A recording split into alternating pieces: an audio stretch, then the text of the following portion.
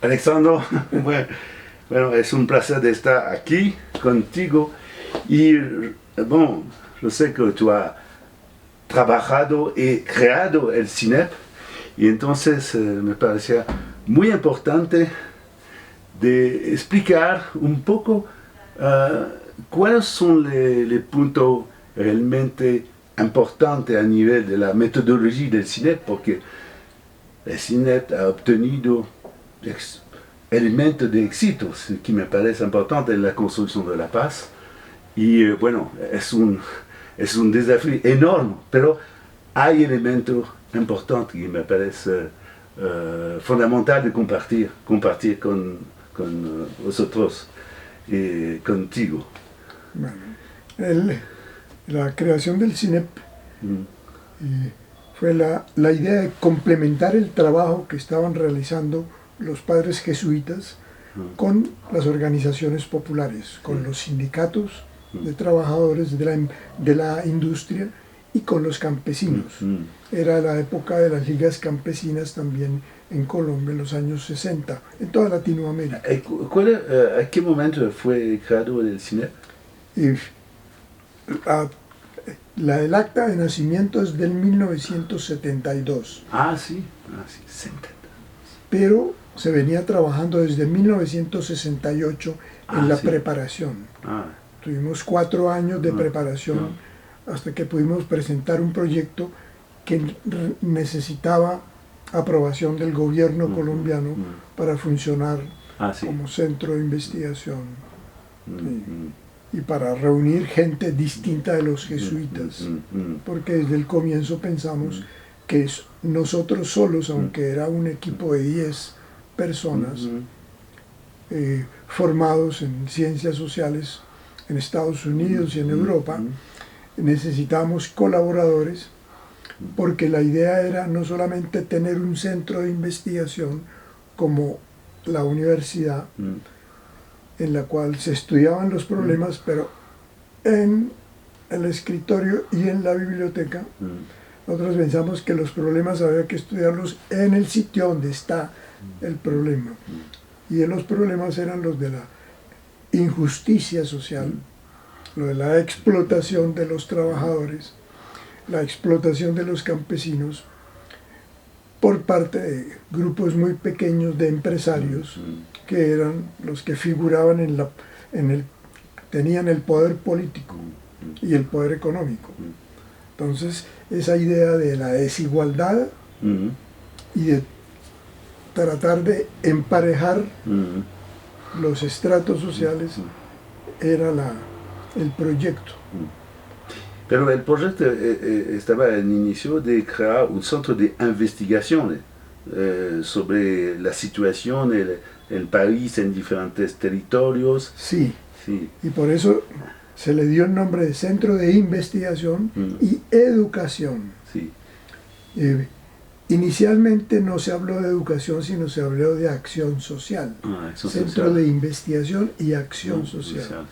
Pero nos dimos cuenta de que acción social era una palabra sumamente equívoca y demasiado general, y que no daba idea de lo que buscábamos, que era la educación, es decir, la capacitación de los sectores populares para lograr sus objetivos, tanto económicos como sociales y políticos. Eso requería conocimiento. Entonces la investigación tenía que hacerse con ellos. Porque ellos podían decir cuál era el problema. Nosotros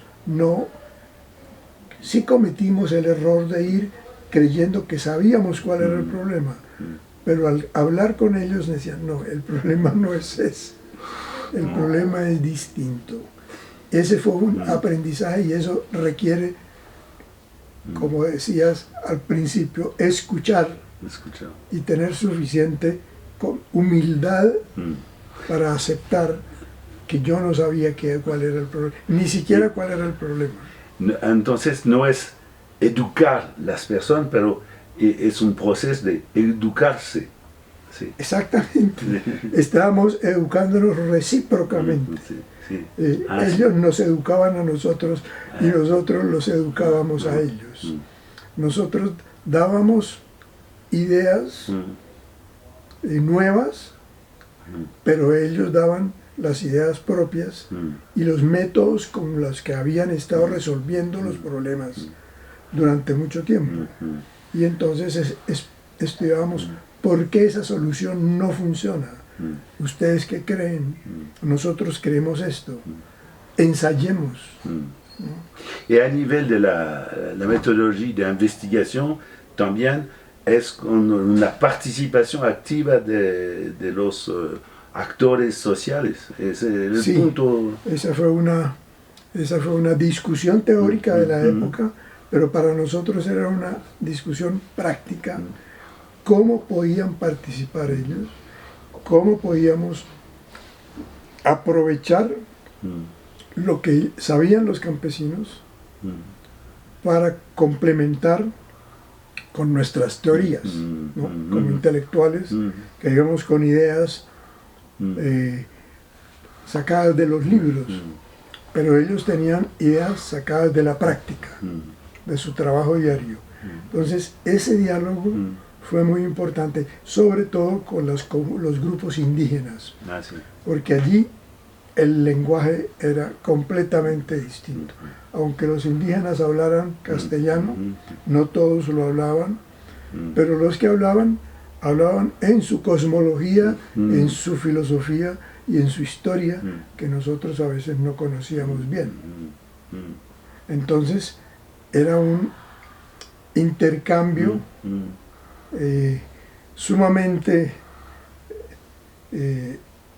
largo, porque se necesitaba tiempo para aclarar que cada concepto, qué significaba para ellos, qué significaba para nosotros. Pero entonces eso iba incluido dentro del informe de investigación, de tal manera que la participación de ellos era real en la definición de los términos y en el planteamiento del problema. Sí, es una ruptura fundamental a nivel de forma de investigación. Sí. Y que todo el tiempo actualmente es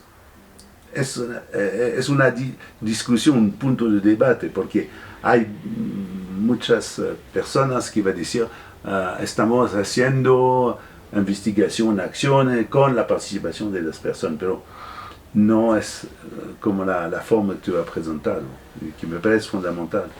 Y entonces tú me has dicho una vez que realmente hay el punto muy importante es la actitud de las personas en la relación.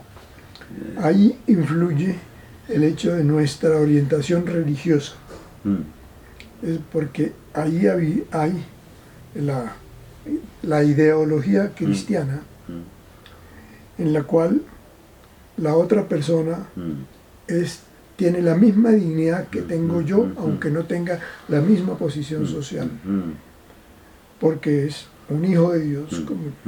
Entonces, en ese punto somos iguales. Y nosotros aceptamos eso, además nos capacitamos durante nuestra formación como jesuitas en trabajar con esa idea de que hay que aplicar la regla de oro, que es trata a los demás como tú quieres que te traten a ti. Sí. O la forma negativa, que es no le hagas a nadie lo que tú no quieres que te hagan a ti. Sí. Y eso cambia la actitud, porque entonces se acaba la idea de superioridad, yo sé más que ellos. No, yo sé otras cosas y ellos saben otras cosas. Entonces intercambiemos, porque es como un mercado del saber. Sí, sí.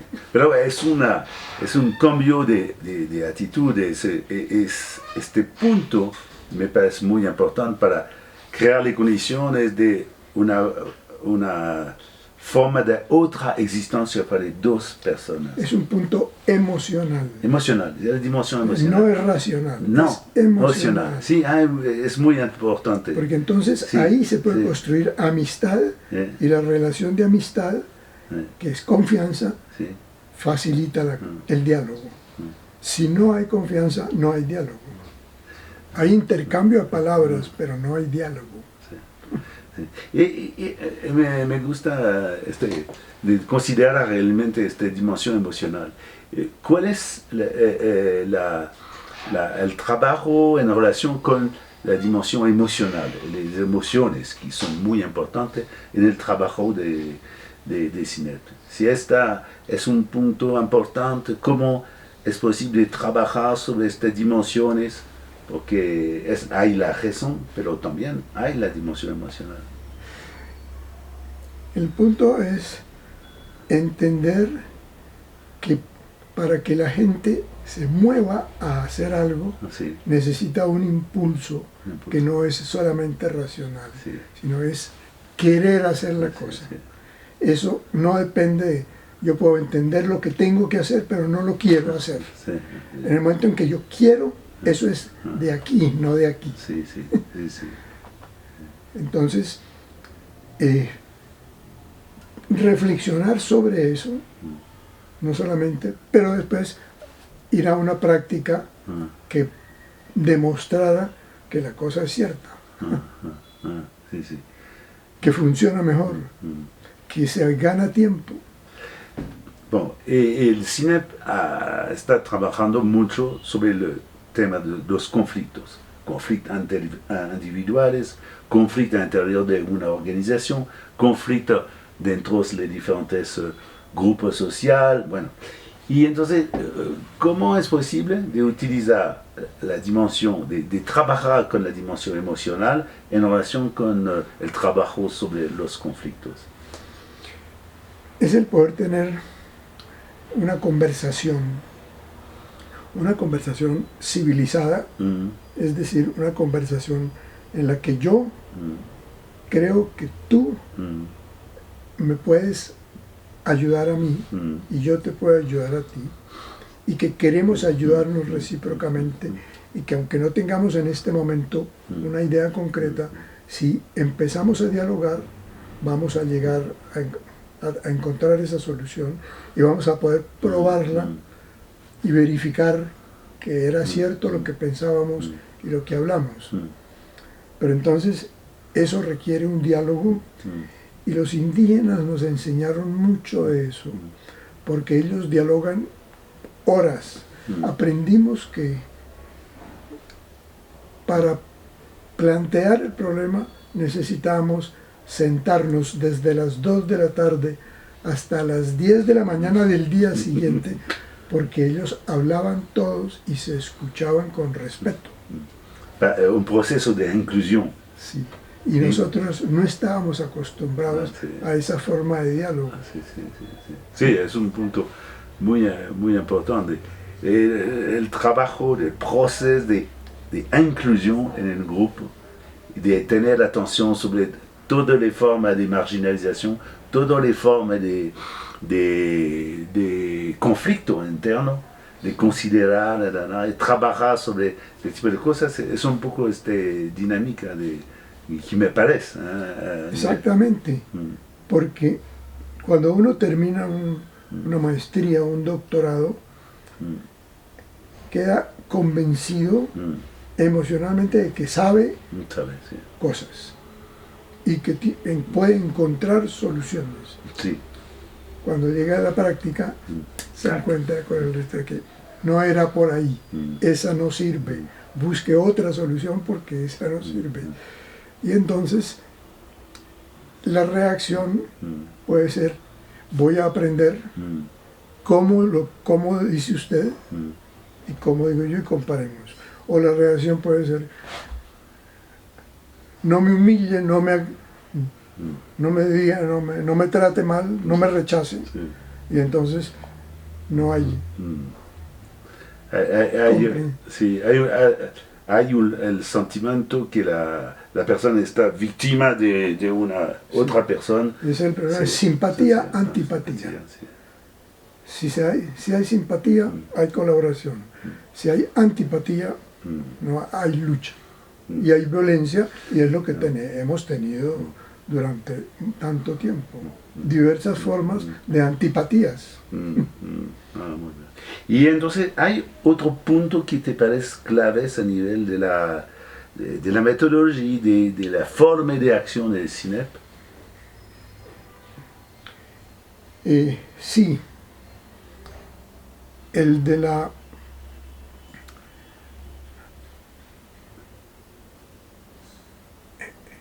de invertir la posición del investigador cuando va al trabajo de campo y la preparación del investigador para escuchar, Sí. para oír, porque precisamente pues, los prejuicios los tenemos todos porque es el capital que cada uno va formando en la vida, son sus prejuicios. Pero cuando se encuentra uno con los prejuicios del otro, que son distintos, entonces empieza una lucha de poder que también es emocional y que es la autodefensa, el amor propio. Entonces, lo que tuvimos que reflexionar en concreto sobre ese punto, que es un punto de formación psicológica y moral, y que no es un punto de ciencia social. Sí, entonces es todo este trabajo de preparación para dialogar, para crear las condiciones de diálogo. Y era meter ya dentro de la jerga de nuestra discusión la espiritual, ¿no? El trabajo espiritual. Sí, la dimensión espiritual. Algo trascendente. Sí, sí. Y que para muchos científicos eso no existe, eso no es ciencia. No, ya hay únicamente las necesidades fisiológicas que es importante. Sí. La naturaleza tangible. Sí. Luego eso son ideas. Bueno, pero por ahí comenzó la ciencia. Platón comenzó con sus ideas. ¿Y cómo es posible de ver realmente el desarrollo de este tipo de práctica, de este tipo de actitud, de este tipo de actitud? Trabajando sobre los problemas internos de la organización de CINEP, porque una vez que empezó a crecer el número, que ya no eran 10 personas, sino que eran 50 personas, y en este momento somos 100 personas, es evidente que hay problemas de relaciones, juegos de poder, y juego sucio y juego limpio. Entonces, enfrentar eso y hablar sobre eso. Sí. En el interior de la organización. Sí. Entonces, primero resolver nuestro problema para poder después ayudar a otros. Es decir, trabajar más sobre la preparación de la actitud, de la acción. Sí. Hasta crear una conciencia de yo no soy el puro, yo no soy el inteligente, yo no soy el sabio, yo soy uno igual a ti. Y tú eres sabio y tú eres inteligente. Este parece el desafío más grande. Para mí sí. Que es trabajar la conciencia de los actores en ambas partes. Y trabajarla sobre casos concretos, no sobre teorías acerca del comportamiento humano, sino la pelea de ustedes dos ayer. Me parece muy importante, es mi punto de vista, de realmente más aprender sobre el comportamiento humano y de la dimensión emocional. Porque realmente actualmente con la educación formal hay cursos sobre el funcionamiento humano, cómo vamos a respirar, el corazón, pero sobre cómo vivir en la sociedad, cómo manejar sus emociones, qué hacer, nada de nada. Exacto. Y entonces, y además pienso que es una dimensión que en la educación popular hay de cosas, pero faltan muchas cosas, me parece. Sí, tanto por ignorancia como por falta de estrategia. Entonces hay que tener ambas cosas, no solamente haber reflexionado, sino haber tenido una práctica concreta. Nosotros tuvimos un entrenamiento de un administrador de empresas, todas sobre la base de juegos, juegos entre los investigadores, juegos muy bien diseñados para dar idea de cómo, si se colabora, ganamos el juego. Los que mejor colaboren son los que ganan. Otro juego era cómo negocio yo, eran rompecabezas divididos entre muchas personas. Entonces nadie tenía el rompecabezas completo, había que negociar las fichas para aprender a negociar. Yo le doy tantas y usted me da tantas. Bueno, no sé si tú quieres decir más un poco sobre la situación o sobre la práctica de CINEP. La situación a mí me preocupa mucho porque después de todo el trabajo por la paz encuentro que estamos volviendo a los viejos hábitos y que los actores armados están reconsiderando si deben volver a las armas, porque en vista de que no hay posibilidad de establecer un diálogo ya. Y después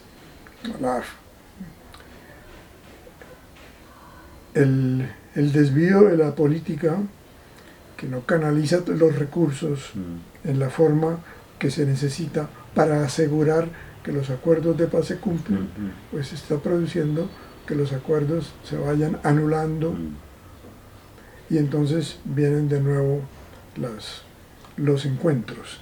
Precisamente yo trabajo en la parte de estudio de las violaciones de los derechos humanos y el derecho internacional humanitario y estamos encontrando que vuelven a crecer las cifras de violaciones en los sitios críticos que son las fronteras, sobre todo la frontera norte con Venezuela, la frontera sur con el Ecuador y la frontera suroriente con Brasil. Entonces, en todos esos sitios, en este momento está recrudeciéndose el problema de la lucha. Eso me preocupa mucho. Y ver entonces que la política que se juega aquí en la Plaza de Bolívar, el diálogo y las preocupaciones del Congreso y del gobierno, pareciera que no se dan cuenta de eso, ¿no? Y que de eso eso no es problema, al contrario, es un esfuerzo por tapar las cosas cambiándole los nombres, ¿no? Desde ahí nació lo de las bandas criminales en lugar de guerrillas, pero son los restos de las guerrillas que quedaron y que siguen viviendo del despojo, ¿no? del soborno. Y entonces es lo mismo, se vuelven a armar las mismas redes criminales con los apoyos de los políticos locales, en tal forma que no hay paz. Y esa es mi primera preocupación y por eso nosotros le hemos dedicado un gran esfuerzo, no solamente a documentar las violaciones, sino también a buscar cómo los problemas del territorio y los problemas de la participación política tienen que ser resueltos. Porque, de hecho, pues, cuando empezamos el CINEP, el Partido Comunista no era legal en Colombia. En este momento es, pero no tiene realmente una participación, no puede actuar como debiera actuar, ¿no? Y así pues con los partidos realmente ya esa estructura está muy viciada, muy debilitada, en forma caricaturesca, pues no hay partidos. No hay partidos. No tienen la fuerza. Y eso me parece muy grave, porque construir una democracia sin la participación de las gentes, pues evidentemente es imposible. Es una contradicción en los términos. Y la tentación de resolver por la fuerza, que los problemas, que no solamente es el entrenamiento que reciben los militares, sino que el paramilitarismo no sigue perteneciendo a la psicología colombiana. Es decir, como el Estado no lo hace, entonces yo me armo, yo consigo mis sicarios y mis guerrilleros y los armo y vayan y defiendan mi propiedad privada, ¿no? Porque ese sí, el principio de la propiedad, ese no se toca. Entonces, bueno, hay una situación que no es estable y que es injusta. Entonces, gracias, Alejandro. Con mucho gusto. Sí, un poco su presentación de realmente un poco del inicio del CINEP y el punto fundamental de su metodología y también un poco tu visión sobre la situación actual. Gracias. Con mucho gusto.